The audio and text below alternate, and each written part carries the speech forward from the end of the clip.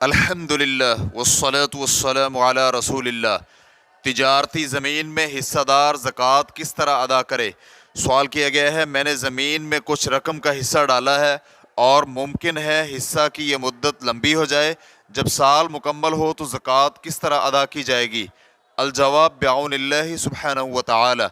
تجارتی سامان یعنی زمین وغیرہ پر زکوٰۃ واجب ہے جب سے اس نے فروخت کے لیے تیار کی ہو، اس وقت سے اس پر سال مکمل ہو جائے تو اس کی زکوٰۃ دینا ہوگی، اور اس کی زکوٰۃ کا حساب اس طرح ہوگا کہ وہ سال مکمل ہونے پر اس کی قیمت لگائے اور اس قیمت میں سے 2.5% زکوٰۃ نکال دے۔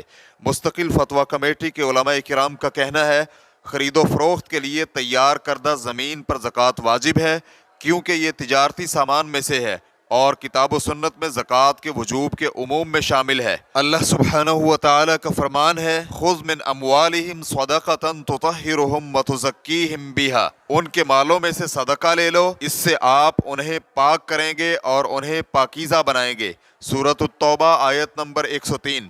سمرہ بن جندب رضی اللہ عنہ بیان کرتے ہیں، ہمیں رسول اللہ صلی اللہ علیہ وآلہ وسلم اس کی زکوٰۃ دینے کا حکم دیتے جو ہم نے فروخت کے لیے تیار کی ہوتی۔ اسے ابو داؤد رحمہ اللہ نے حسن سند کے ساتھ روایت کیا ہے، اور جمہور اہل علم کا قول یہی ہے جو کہ حق ہے۔ ریفرنس کے لیے دیکھیے فتاوی اللجنۃ الدائمۃ للبحوث العلمیۃ والافتاء، جلد نمبر 9 صفحہ نمبر 331۔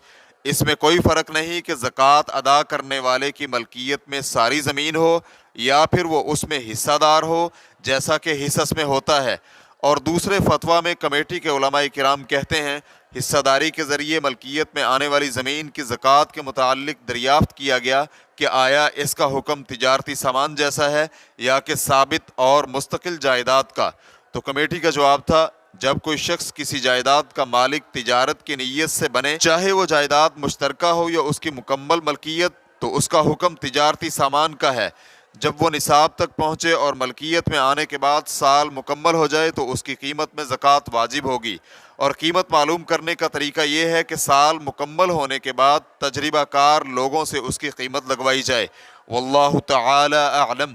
ریفرنس کے لیے دیکھیے فتاوی اللجنۃ الدائمۃ للبحوث العلمیۃ والافتاء، جلد نمبر 9 صفحہ نمبر 326۔ اسلام کیو اے ریکارڈنگز، مؤسسۃ الشیخ محمد صالح المنجد، المملکۃ العربیۃ السعودیہ، فتویٰ نمبر 32678۔ والسلام علیکم ورحمۃ اللہ وبرکاتہ۔